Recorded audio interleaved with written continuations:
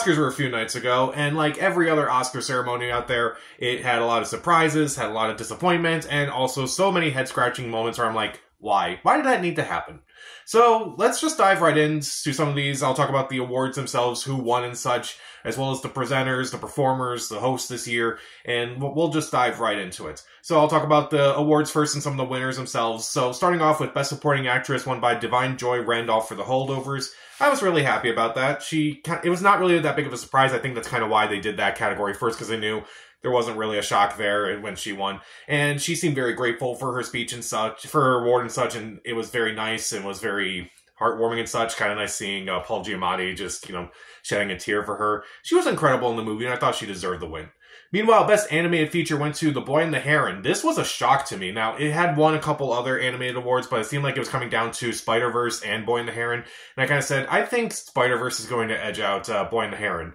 No, it was the other way around. Boy and the Heron surprisingly won, and Hayao Miyazaki wasn't there to, accept the award, which I think that actually happened back when Spirited Away won Best Animated Feature Film. He didn't show up there either, so that's kind of interesting.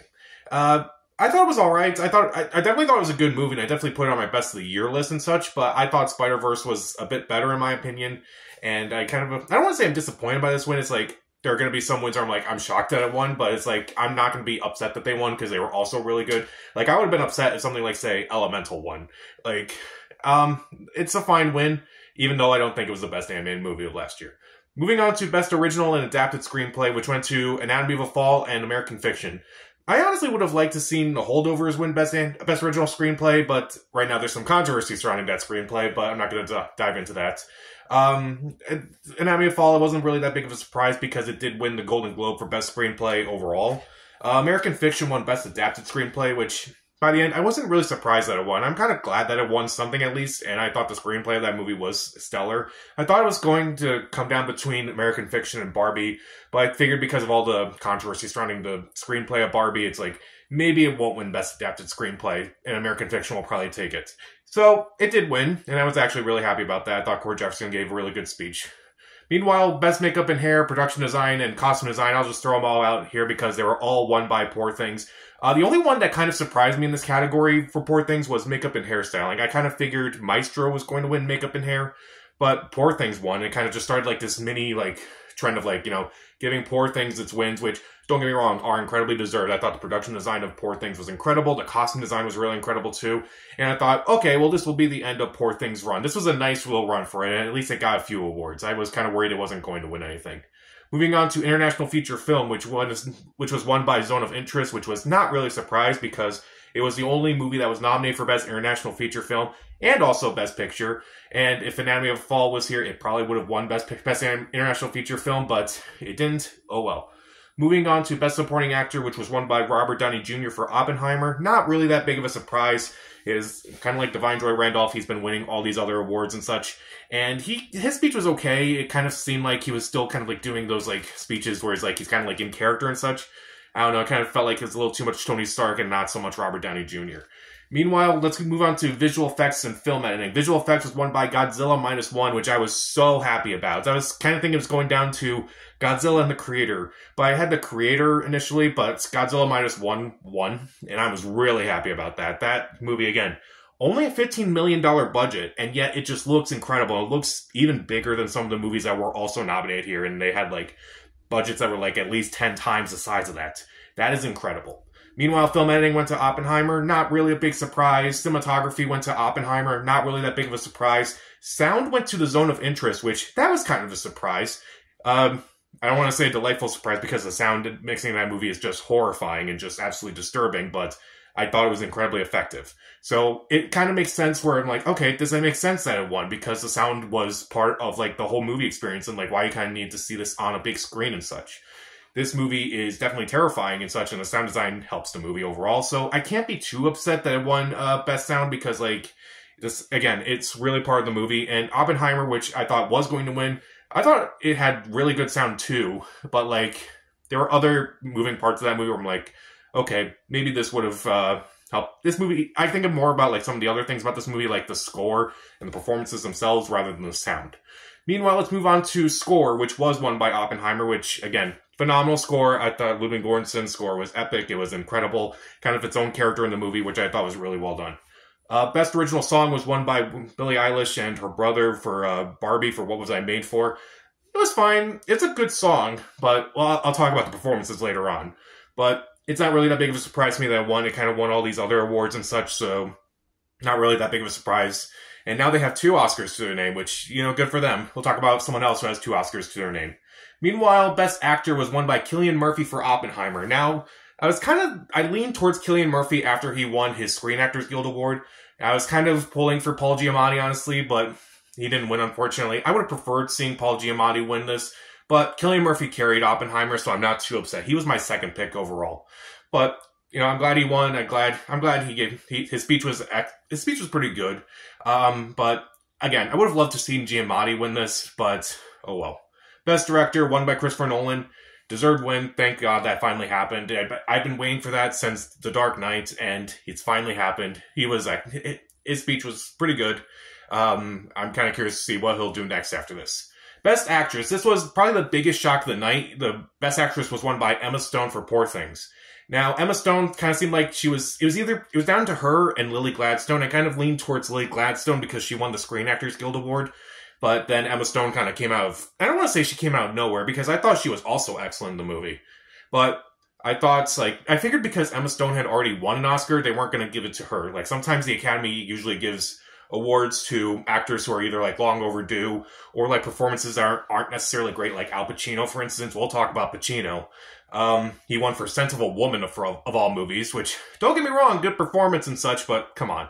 Or, like, Leo DiCaprio, he won for The Revenant, and I'm like... Is that more for the performance of all the stuff he had to go through for that movie? Because I think he's given better performances in other movies he was nominated for, like Wolf of Wall Street and What's Eating Gilbert Grape. But I am also really glad that Emma Stone did win for this movie. I thought she was incredible in this movie, her best performance. I would have preferred seeing Lily Gladstone. I thought she was excellent in Killers of the Flower Moon as well. So, and also because Emma Stone is also the only actress in that category who has won previously, so...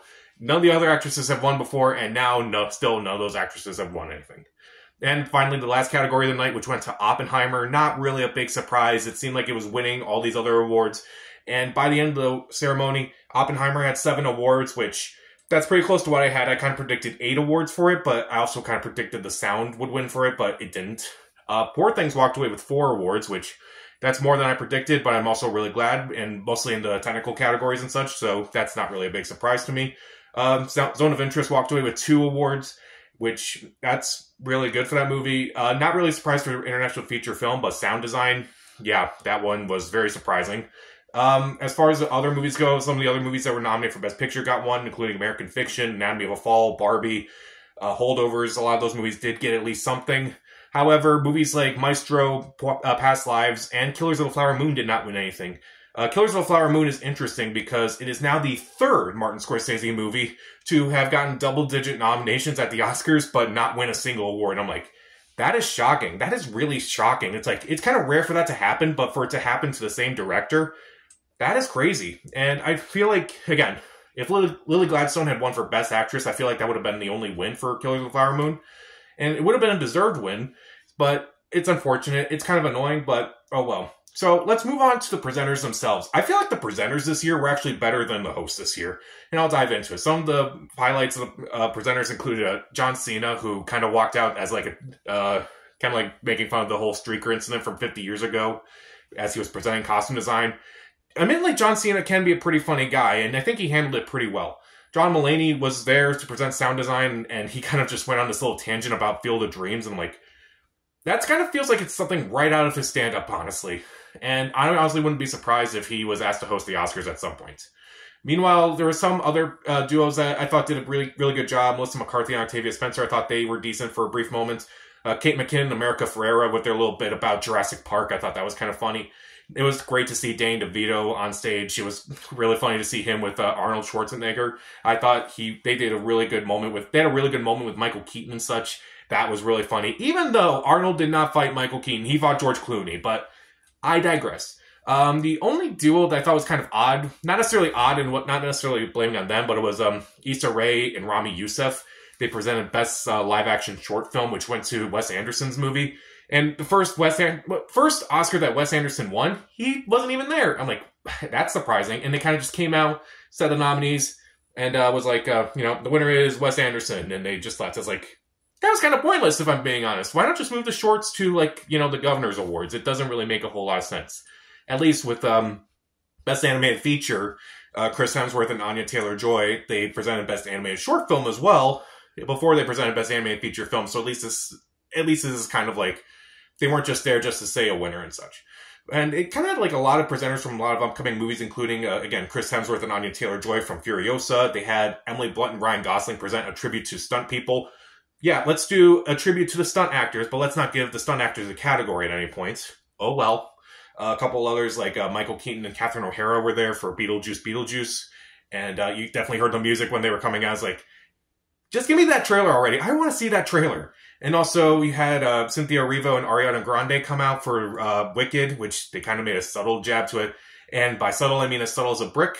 But it was kind of cool to see, I feel like maybe they should, have some of these upcoming movies, presented in some way, even if it's, just the stars that are coming out. But they didn't mention some of these movies that were coming out, but it's just kind of weird.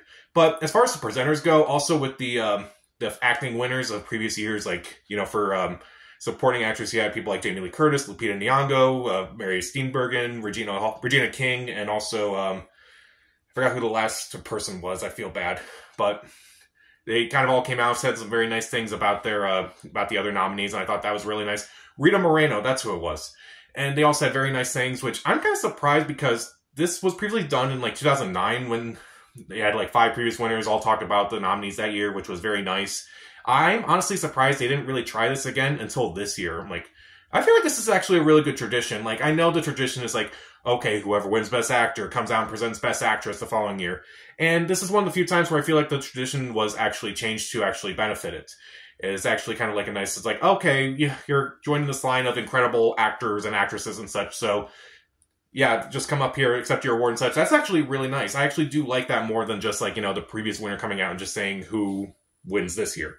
Meanwhile, as far as performances go, the few that really stood out to me was Ryan Gosling's I'm Just Ken, which, okay, that was incredible. That made the show, even though it took place so late in the show. I feel like they held that off until the very end because they knew people were going to watch for that.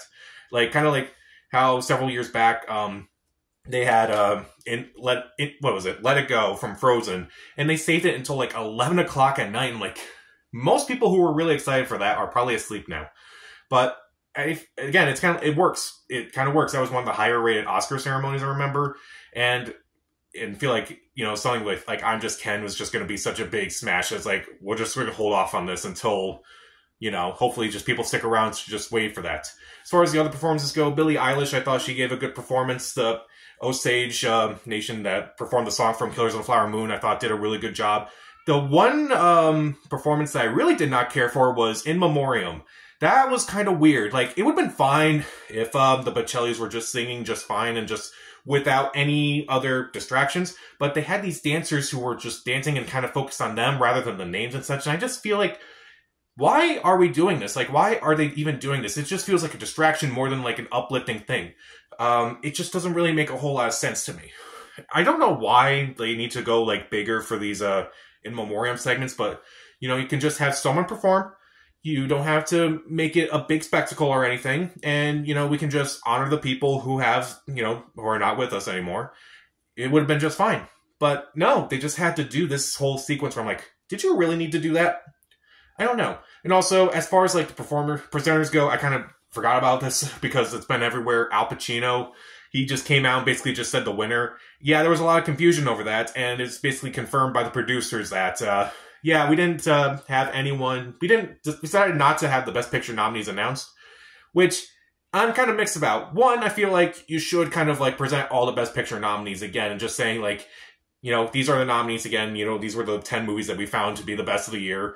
And it just kind of feels weird that you're just going out there and saying, oh, the winner is, Oppenheimer and such. But at the same time, they kind of showed all the Best Picture nominees throughout the ceremony. So it's okay, so they kind of showed them at random. Okay, here's Maestro, here's Past Lives, here's Oppenheimer, here's Killers of the Flower Moon and such. So I guess it kind of makes sense, but it was just kind of presented weird. I was kind of worried at first because even though I didn't see the ceremony, but I kind of read up on it. Laurence Olivier when Amadeus was the best picture winner of that year. Laurence Olivier presented that Best Picture Oscar, but he already ripped up the envelope. I think he was suffering from dementia at that point. So he already ripped up the envelope before he walked on stage, and he just said, "Oh, Amadeus is the winner." And then the producers were like, "Okay, the other nominees were this." I was kind of worried about that, but no, it was confirmed that that's not even the case. So, and also, everyone's giving Al Pacino flack for this, but Ariana Grande, when she did Best Original Song, she did not even say the nominees. Again, I kind of think it was the same thing, because, like, okay, the person who was doing, I think it was David Alan Grier who was announcing it. He was like, "Okay, here's Billie Eilish performing What Was I Made For?" And then he was like, "Oh, here's John Batiste performing his song, and here's the Osage." I don't think he did that, but, like, you get what I'm saying. They kind of presented the Best Original Song nominees without, like, presenting it as, like, its own category. They just said it out loud. Oh, well. Now I'm going to talk about Jimmy Kimmel as a host, lastly. Now, when Jimmy Kimmel was announced as a host, I'm kind of getting bored of him, honestly. Now, I have nothing against Jimmy Kimmel personally. I do think he can be really funny. I do think that he's hosted the Oscars a few times where it's like he actually did a really good job. Like, the first year he did it, despite the Best Picture snafu at the time, it was really well done. His last hosting gig I thought was a decent job. This one, not so much. I felt like a lot of his jokes kind of fell flat. A lot of the jokes were kind of inappropriate. Like, he kind of joked about Robert Downey Jr.'s past, which I felt like was a little inappropriate. He made a joke about, you know, how, like, they can only show certain scenes from Poor Things, and you can kind of see Emma Stone saying something, which I'm not going to repeat. I felt like a lot of his jokes kind of fell flat, and I kind of felt like he didn't really have much of a presence there. I actually had to remind myself a couple times, all right, Jimmy Kimmel is the host of this. He's steering the ship. But then again, I kind of thought about all the other people who were up there kind of like doing their own little bits, like John Cena, John Mulaney, Melissa McCarthy, Octavia Spencer, Kate McKinnon, America Ferrera. You know, all these people actually, you know, I don't want to say go out of their way, but at least kind of like we're steering the ship at their own point. So I'm like, maybe one of these people could host the Oscars one year and kind of give Jimmy Kimmel a break. Again, nothing against Kimmel, but I felt like he didn't really do much during the show. He didn't really have much of a presence. He wasn't the worst Oscar host by any means. He's definitely better than, say, you know, Amy Schumer, Regina Hall, and Wanda Sykes. Definitely better than James Franco and Anne Hathaway. At least he didn't embarrass himself like the host of the Golden Globes. So those are my thoughts on this year's Oscars. What did you think about the winners, the show itself, the host, the performers, the presenters, whatever? Comment down below. Subscribe to the channel. This is Pat. Stay safe.